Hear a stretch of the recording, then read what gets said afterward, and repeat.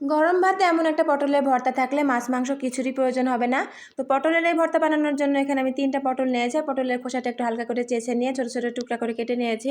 পরে চুলে একটা কড়াই দিয়ে সামান্য একটু তেল দিয়ে দিয়েছি। এখন 3টা কাঁচামরিচ 3টা শুকনা মরিচ ভেজে নেবো। আপনারা চাইলে কিন্তু এই ভর্তাটা যে কোনো এক ধরনের মরিচ দিয়ে করে নিতে পারেন।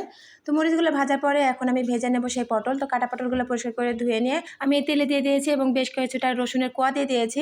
আর এখানে দিয়ে দিয়েছি সামান্য একটু হলুদের গুঁড়া, এতে ভর্তার কালারটা অনেক সুন্দর আসবে। তো বেশ কিছুক্ষণ ভাজার পরে যখন পটলগুলো নরম হয়ে যাবে তখন এখানে দিয়ে দেবো 1 চামচের মতো কালো জিরা। তো আমি এখানে 3টা পটল অনুযায়ী কালো জিরাটা দিয়ে দিয়েছি। কালো জিরা দেওয়ার পরে সামান্য একটু ভেজে নিয়ে নামিয়ে নিয়েছি পটলের ভাজা।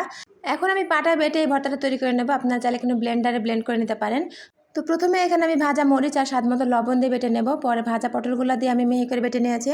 তো মিহি করে বাটার পরে এখানে আমি দিয়ে দিয়েছি বেশ কিছুটা পেঁয়াজ কুচিটাও হালকা করে বেটে নিয়ে আমি এখানে বেশ কিছুটা সরিষার তেল দিয়ে ভর্তাটা তৈরি করে নিয়েছি। এখন শুধু গরম গরম ভাতে পরিবেশন করার পালা। তো ভিডিওটি ভালো লাগলে অবশ্যই